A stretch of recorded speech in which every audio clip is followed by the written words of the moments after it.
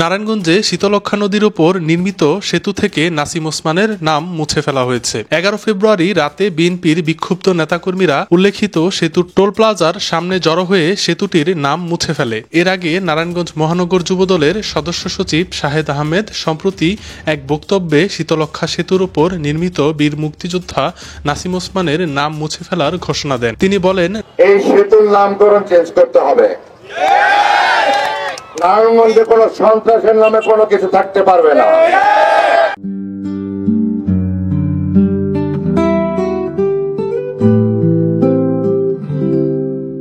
নাসিম ওসমান হলেন আওয়ামী লীগের সাবেক এমপি শামীম ওসমানের বড় ভাই। 2014 সালের 31 এপ্রিল তিনি দিল্লিতে মারা যান। পরে উপনির্বাচনে এমপি হন তার আরেক ভাই সেলিম ওসমান। গত 5 আগস্টের পর শামীম ওসমান দেশের বাইরে ও সেলিম ওসমান আত্মগোপনে রয়েছেন। এ ব্যাপারে কলাগাছিয়া ইউনিয়ন বিএনপির সভাপতি শাহাদুল্লাহ মুকুল গণমাধ্যমকে জানান, দীর্ঘ 15 বছর যাবৎ ওসমান পরিবার ও তাদের দোসরদের হাতে নির্মম নির্যাতনের শিকার হয়েছেন বন্দরের অসংখ্য বিএনপি নেতাকর্মী। নারায়ণগঞ্জের সৈয়দপুর ও বন্দরের কলাগাছিয়া এলাকায় নির্মিত এই সেতুটি 2022 সালের 10 অক্টোবর ঢাকা থেকে ভিডিও কনফারেন্সের মাধ্যমে উদ্বোধন করেন তখনকার প্রধানমন্ত্রী শেখ হাসিনা। পরে নির্দিষ্ট হারে টোল দিয়ে যানবাহন পারাপার শুরু হয় সেতুটি দিয়ে।